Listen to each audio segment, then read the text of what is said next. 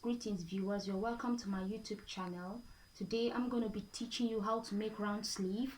But before I continue, if you have not subscribed to my YouTube channel, please do subscribe and turn on notification button for more lessons like this. Also like my channel.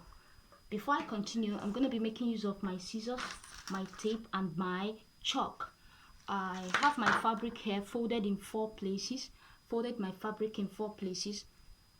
Having folded my fabric in 4 places, I take my tape in order to draft out my measurements.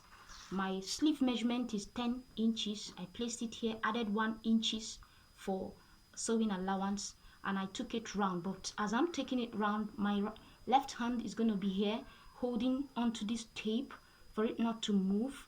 I take my measurement round, as you can see, then trim it out. Place my scissors this way, trim it out. Having trimmed it out, take the fabric that is no longer useful away.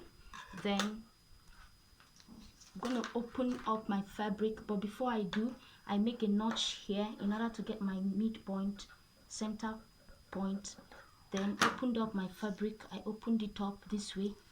Having opened my fabric up this way, this is the way I opened it up. Now some will prefer to open the fabric the whole cycle, but I prefer to go this way. That's for the beginners. Remember, this is my center point, and having known that this is my center point, I marked out. I took my chalk and make something like this, a straight line like this to get to my midpoint. Then, having done this, remember my round armhole is 16 inches. 16 divided by 2 is 8 inches. I have my 8 inches. Placed my tape from this point to this point. That's my 8 inches.